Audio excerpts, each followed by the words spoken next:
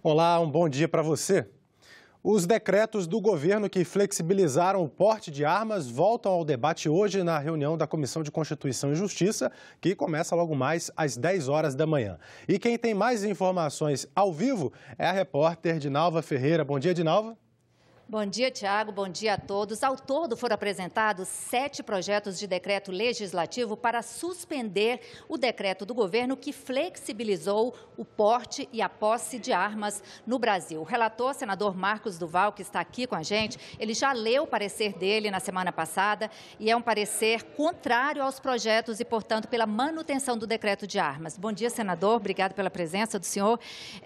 A justificativa desses projetos é de que o decreto é inconstitucional porque ele não só regulamenta, mas ele inclui direitos. O senhor pensa diferente? Sim, nós montamos uma equipe de juristas na área constitucional, na área do Código Penal, especialistas em segurança pública, para que pudéssemos analisar com muita calma, com muito critério, com muita responsabilidade, essa questão de ser constitucional ou de ser questões de ordem pessoais, coisas que cada senador acredita ser, né? E nós chegamos exatamente à conclusão que é constitucional. O que o Executivo fez? Ele simplesmente discriminou o que antes não estava discriminado no Estatuto de Desarmamento. E quem estava fazendo esse papel, antes do decreto, era a normativa da Polícia Federal. Então, o próprio comando, a própria Polícia Federal, durante 15 anos, estava fazendo essa descrição, separando quais são as profissões de risco, quem poderia ter o posse ou aporte. E o que o decreto fez, ele pegou essa normativa da Polícia Federal e transformou em decreto. Senador, na semana passada, um requerimento para uma audiência pública para debater esse assunto, ele foi derrotado por 16 votos a 4. Isso é mais ou menos pode ser um espelho do que vai acontecer hoje. O senhor acha que tem alguma expectativa de reverter essa tendência na comissão?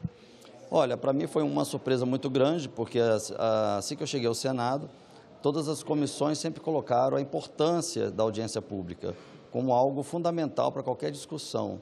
E nós propomos essa audiência pública, foi até o senador Major Olímpio, e nós pedimos para que fosse um dia anterior, ou seja, fosse ontem, na terça-feira, né? Então não ia atrasar nem a votação, porque a oposição estava alegando que o decreto está em andamento e que haveria esse risco, né, da sociedade estar morrendo por conta do decreto estar em andamento. E nós fizemos essa solicitação da audiência pública e, de forma inesperada, houve uma derrota de 16 a 4, ou seja, sem justificativa, nem que poderia atrasar, porque não havia razão. Para mim, a única explicação é uma retaliação ao governo federal ou a oposição receosa de ver especialistas explicando a importância de um cidadão que segue e teme a lei ter de volta o seu porte. O senhor acha que não tem nada a ver com o mérito? Não, absolutamente não, porque é uma audiência pública onde se ia discutir. Também teriam pessoas contrárias ao decreto, como também pessoas favoráveis, e não ia atrasar a votação. Mas o senhor acha que pode reverter essa tendência hoje aqui?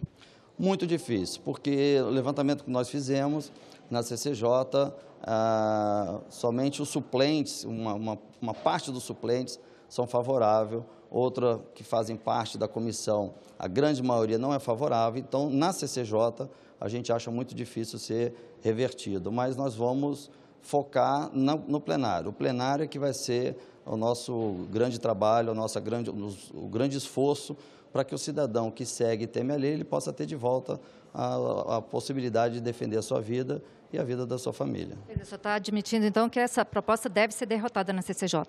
Pode ser derrotada?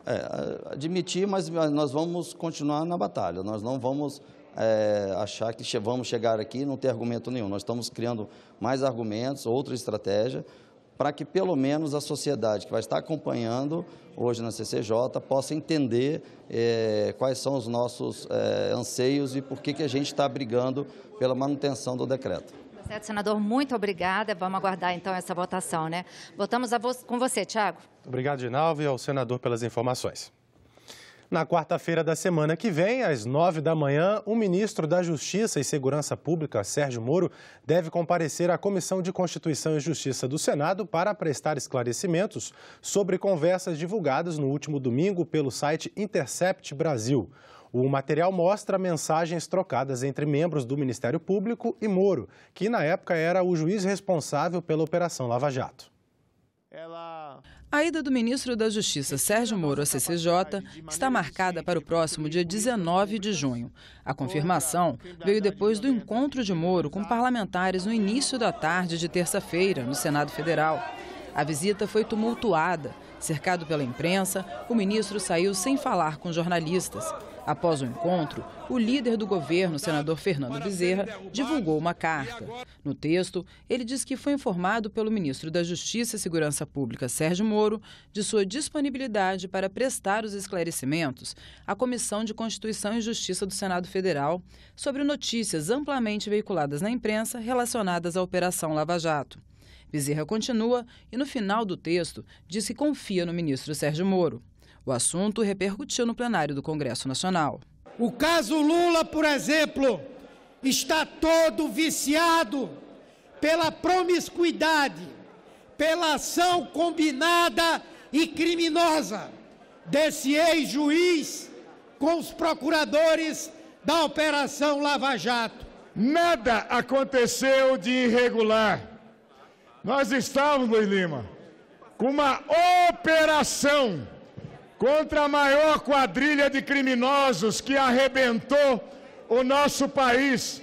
Na manhã dessa terça-feira, antes do encontro de Moro com parlamentares, o senador Ângelo Coronel já havia protocolado 2 requerimentos na Comissão de Constituição e Justiça, em que pede que o ministro da Justiça, Sérgio Moro, e o procurador Deltan Dallagnol prestem esclarecimentos sobre as notícias divulgadas pelo site Intercept Brasil. Se ficar realmente comprovado que houve essas conversas, esses conteúdos, e pelo que dizem ainda vem mais coisas aí, ainda com mais substância, significa que eles interferiram no processo eleitoral em 2018. Então eu não sei como é que vai corrigir a história, mas se a comprovação de fato houver, é um fato grave. Eu acho que o ministro não tem condições de continuar no Ministério da Justiça, o Dallagnol não tem condição de continuar na força-tarefa, porque aí a interferência é brutal. O presidente do Senado, Davi Alcolumbre, se manifestou sobre o assunto. Nas redes sociais, postou que, abre aspas, nós temos que aguardar com muita responsabilidade o desenrolar dos próximos passos em relação a essas notícias antes de tomar decisões. A vinda do ministro Moro será, sem dúvida, uma oportunidade para os senadores terem acesso a todas as respostas que julgarem necessárias. Fecha aspas. Já no plenário, o presidente do Senado leu a carta do líder do governo e definiu a data da audiência pública com Moro. A presidente da Comissão de Constituição e Justiça, senadora Simone Tebet, acaba de confirmar a reunião de audiência pública na CCJ, no Senado Federal, no dia 19, próxima quarta-feira, às 9 horas da manhã.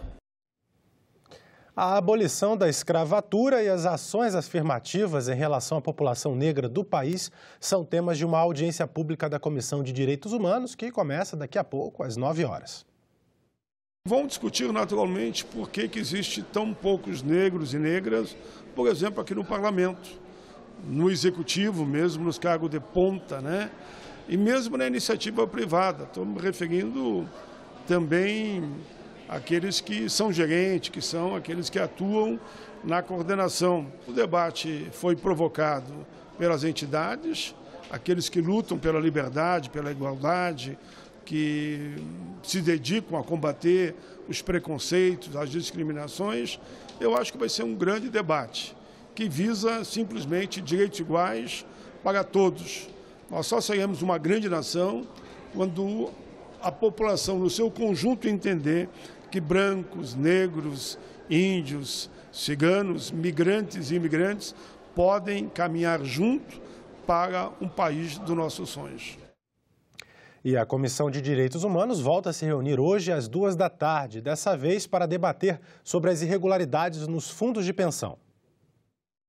Essa audiência objetiva reunir informações sobre o funcionamento dos fundos de pensão, para que a gente possa sugerir novas regras que melhorem e deem mais confiabilidade a esse sistema que é tão importante para os brasileiros. Nós temos desde representantes dos fundos de pensão, associações de pessoas vinculadas aos fundos e também participantes da Operação Greenfield, que investigou fraudes nesse tipo de fundo.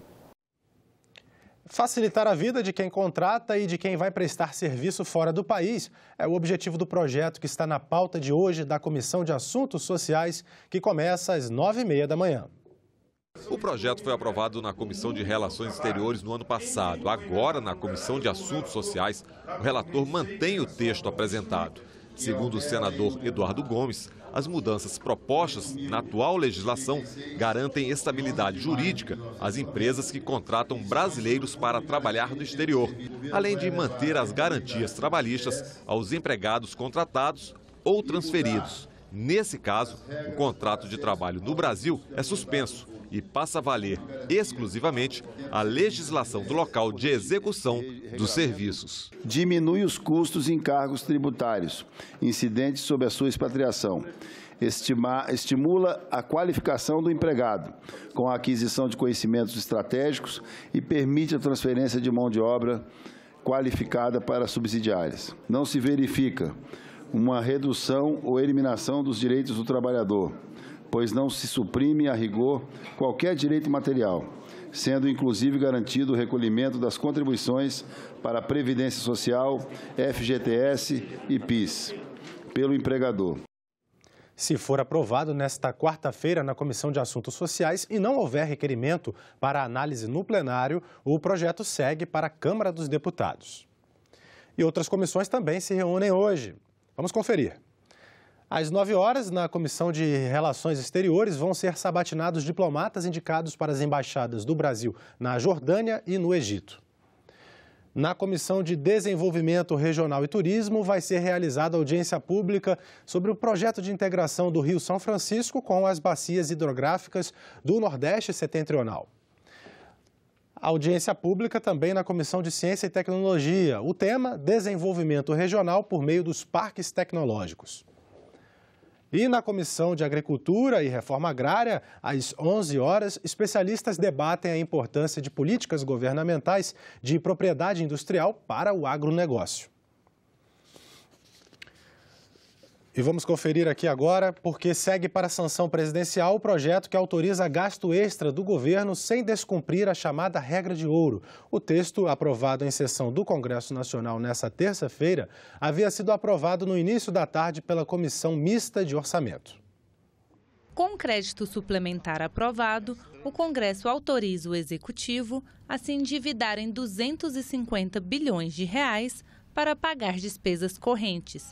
Sem esse dinheiro, que não está previsto no orçamento da União, o governo não conseguiria pagar despesas obrigatórias, como aposentadorias e o Bolsa Família. Se esse PLN 4 não for aprovado, o governo, o executivo vai ficar impedido de fazer face às despesas de custeio, como a aposentadoria e a pensão das pessoas do INSS, do Bolsa Família, das pessoas que têm o BPC, o benefício de prestação continuada, do Plano Safra.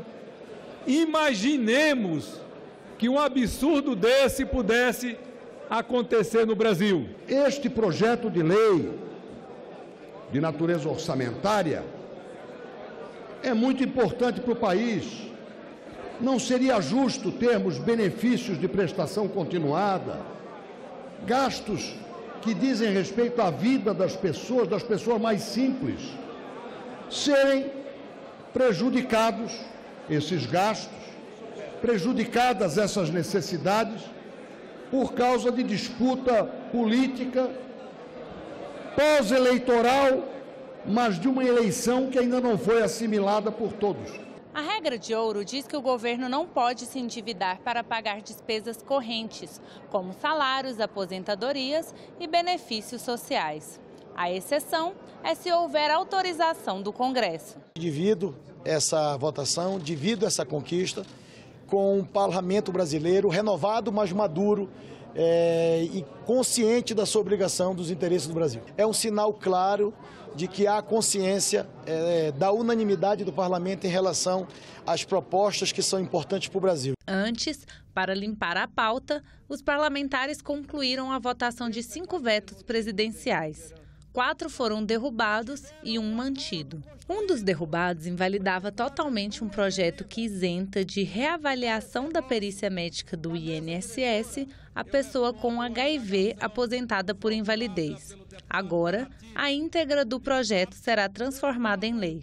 Os outros vetos derrubados tratam de incentivos fiscais para montadoras de automóveis, equiparação de fundações de apoio de universidades, as organizações gestoras de fundo patrimonial e anistia de multas eleitorais a partidos políticos. A Comissão de Meio Ambiente fez uma audiência pública para conhecer exemplos de empresas brasileiras que adotaram a sustentabilidade como meta, sem perderem competitividade e nem diminuírem os lucros. A audiência faz parte da programação do Junho Verde no Senado. O representante da Sanil, fabricante de filmes fotovoltaicos, apresentou evidências científicas de que a ação do homem no planeta influenciou o aquecimento global e defendeu a viabilidade econômica da energia solar como solução para reverter esse processo. A evolução da energia solar é inexorável e inequívoca. A gente aqui já está falando no Chile em preços de energia solar que é metade do carvão. Isso não é mais mito, não é previsão de futuro. A gente já está falando em preço de quilowatt-hora de 2 centavos. Hoje, em Minas Gerais, a gente paga 90 centavos na nossa energia. Diversos exemplos de uso desse tipo de energia por empresas brasileiras foram apresentados. Esse prédio é um prédio, a nova sede da TOTUS, empresa de software, onde você vê a fachada, sobretudo onde tem aquele ponto branco, que é a logo da empresa, impressa com membranas solares gerando energia. Aqui perto, em Goiás, sendo instalada no centro de pesquisas da Caoa Hyundai, uma fachada seguindo os mesmos conceitos. Temos aqui os nossos amigos da Natura. A gerente de sustentabilidade da Natura, empresa que fabrica cosméticos, explicou o que vem fazendo para buscar uma cadeia de produção cada vez mais sustentável e ambientalmente correta. Desde 2006 não fazemos teste em animais, mas fomos recentemente certificados como uma empresa que não pratica teste em animais para cosméticos também. E recentemente ganhamos o Champions of the Earth, um prêmio da ONU que premia as melhores empresas em gestão ambiental do mundo. E a busca de sustentabilidade no campo também foi discutida. Roberto José de Freitas, da Fazenda Santa Brígida, em Goiás, explicou como adotou a integração lavoura-pecuária-floresta com orientação da Embrapa. Era uma fazenda com pastagem degradada, baixíssima capacidade de apacentamento e que gerava prejuízos. E a ideia inicial era fazer um sistema de integração onde a participação, a entrada da agricultura, então era fazendo correção de solos e fertilização desse solo fraco do cerrado, desse solo ácido, pouco produtivo, promoveria uma reforma de pastagem e inserção da cultura do milho consorciada com capim. Isso é a alma da integração lavoura-pecuária, a introdução de plantas forrageiras e a introdução do componente florestal, no caso da fazenda, o eucalipto, que é o primeiro componente largamente adotado. Mas o senador Otto Alencar questionou o emprego do eucalipto como opção de reflorestamento. Porque nas árvores do cerrado, o eucalipto, embaixo do eucalipto não nasce nada. Porque é praticamente uma árvore que não permite que nem o braquiária dá debaixo do eucalipto. Eu tenho que ter árvores de crescimento rápido, porque se eu tiver uma árvore de crescimento lento, eu vou ter que retardar bastante a entrada do componente animal, porque o gado se coça nos troncos e quebraria essas árvores. Na próxima terça-feira, dia 18, em continuidade aos debates de Junho Verde, falaremos sobre a desertificação, o balanço das políticas para melhor uso do solo brasileiro.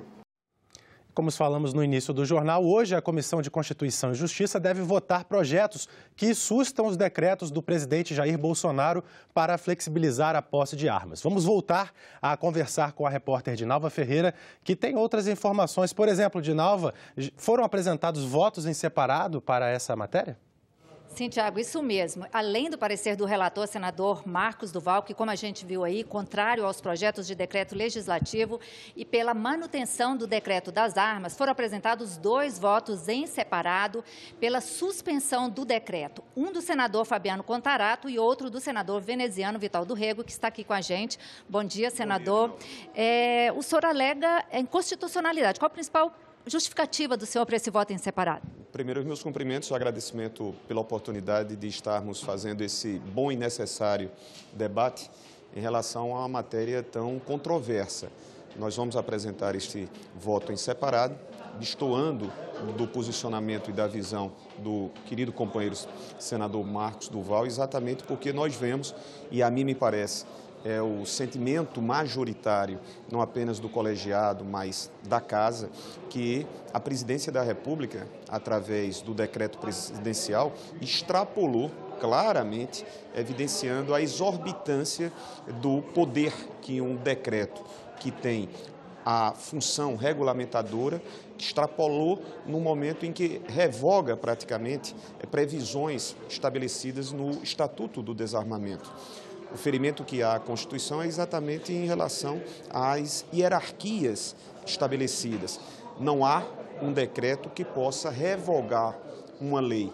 Se o presidente da República, se o Planalto desejasse, e aí de nossa parte não há qualquer tipo de preconceito, estamos para debater todo e qualquer assunto, que o fizesse por meio de uma proposta legislativa, por meio de um projeto com um rito ordinário. Esse é o ponto crucial. É óbvio que o debate vai além dos pontos que vão ser apreciados sob o prisma constitucional. É questão de mérito. De mérito, que também me reportarei contrariamente, até em razão de saber que não é armando como deseja o presidente Jair Bolsonaro, e levemos em consideração que na semana próxima passada houve um levantamento estatístico onde a sociedade brasileira, em mais de 73%, disse que não concorda.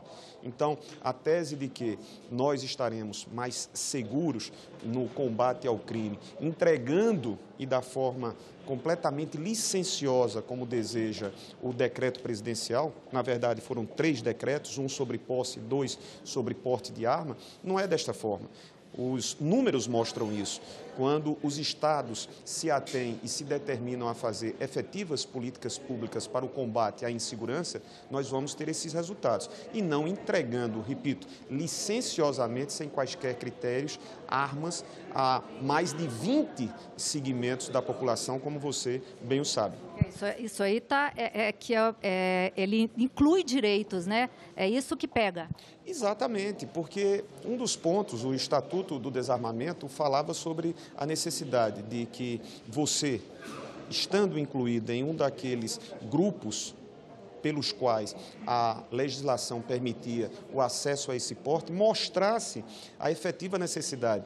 Com o decreto presidencial, esse último e também o anterior, essa exigência, essa condição primeira, sine qua non, de você apresentar e comprovar que a sua atividade, o exercício profissional no qual você está integrado tem a efetiva necessidade, já não é mais exigível, é tácito, é só você requerer e acessar com poucas exigências. E isso, ao meu ver, gerará no país que vive em meio a tantos fatos danosos, tantos fatos dolorosos, cotidianamente, de 12 em 12 minutos se registra um homicídio no país, isso não leva absolutamente, senão, a possíveis carnificinas. E eu não estou exagerando, essa é a minha impressão. Senador, eu conversei agora há pouco com o senador Marcos Duval e ele praticamente admitiu uma derrota hoje na CCJ. Essa é a percepção do senhor também? Essa é a percepção. Inclusive, na semana passada, houve um requerimento que, ao meu ver, com todo respeito, era um requerimento que tentava postergar. Esse assunto não pode ser mais postergado, Linalva.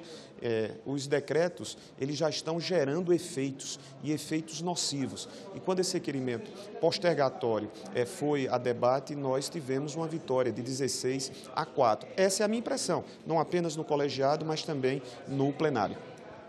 Obrigada, senador. Bom dia. Só lembrando, Tiago, que seja qual for a decisão da CCJ, ela vai ter que ser submetida ainda ao plenário. O presidente do Senado, Davi Alcolumbre, já adiantou ontem que, caso haja um acordo de líderes, a matéria pode ser votada hoje mesmo em plenário. Voltamos com você.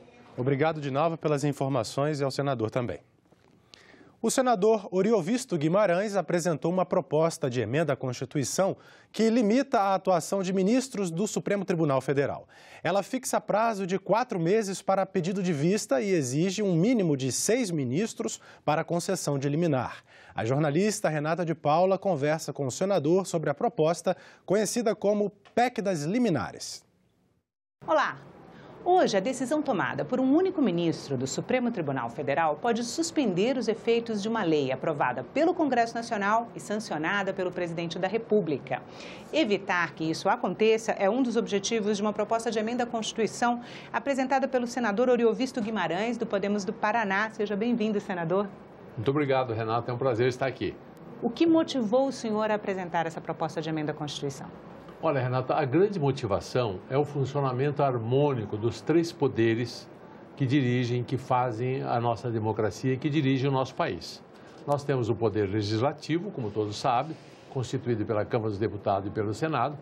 Nós temos o poder executivo, que é o conjunto de pessoas que administram os recursos da nação, encabeçado pelo presidente da República com todos os seus ministros.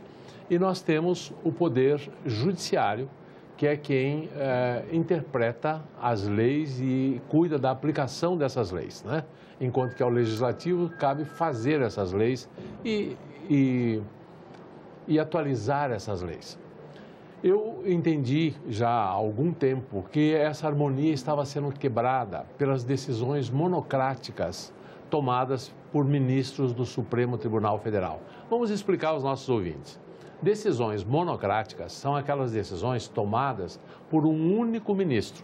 E, normalmente, elas são decisões liminares, daí o nome PEC das liminares. Que é uma decisão provisória, Que né? é uma decisão provisória, você disse bem. É uma decisão liminar, é uma decisão inicial, que pode, dali a algum tempo, ser revertida pelo conjunto dos ministros, pelo plenário do Supremo Tribunal Federal.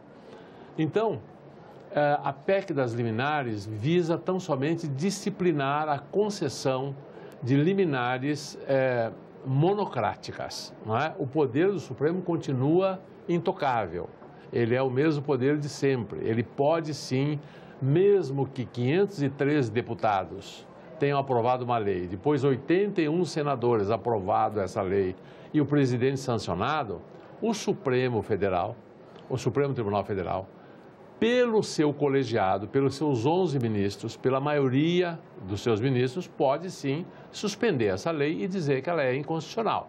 E isso não muda. O que muda com essa PEC é que um único ministro não pode fazer isso. E nós temos exemplos práticos, se você me permite. O último que todo mundo deve ter visto e ouvido foi uma decisão do ministro Lewandowski, que suspendeu a venda de subsidiárias da Petrobras, dizendo que elas teriam que ter autorização do Congresso. Isso cria insegurança jurídica, porque é uma única pessoa fazendo isso. E tanto que essa insegurança existe que, depois de 3 ou 4 meses, o Supremo se reuniu e derrubou essa liminar. A decisão é, sim, agora pelo colegiado, que a Petrobras pode, sem autorização do Congresso, vender as suas subsidiárias. Se ela a estatal sede não pode ser vendida sem autorização do Congresso, sim, mas as subsidiárias das estatais sim, podem. Né? Então, isso ficou claro agora com o Supremo. Mas essa decisão liminar monocrática é complicadíssima, né? Nós já tivemos exemplo de decisão monocrática de ministro que mandava destituir o presidente do Senado na gestão passada. Nós já tivemos decisões monocráticas muito polêmicas. Então, é preciso, para a segurança jurídica dos brasileiros e para a própria imagem do Supremo, porque hoje muita gente vê o Supremo como se fossem 11 Supremos. E, na verdade, é um só. Não é? São 11 ministros, mas a opinião do Supremo, principalmente em decisões dessa gravidade, como ações diretas de inconstitucionalidade, ou então nas ações, nas ADPF, né? Nas ações de descumprimento de preceito fundamental, que é uma coisa mais complicada para explicar, Essas só agora em colegiado, por quórum qualificado. E são as duas principais ações que o senhor está sugerindo uma mudança na forma de tramitar, não é isso? Na verdade, a PEC das liminares tem como, vamos dizer assim, ementa e isso que nós estamos falando, segurar essas decisões liminares. A partir da aprovação dessa PEC, quando ela for aprovada, ela tem que passar ainda pela Comissão de Constituição e Justiça do Senado, tem que passar pelo plenário do Senado, tem que passar... É o senador Espiridião Amin. Né? Isso, o relator vai ser o senador Espiridião Amin.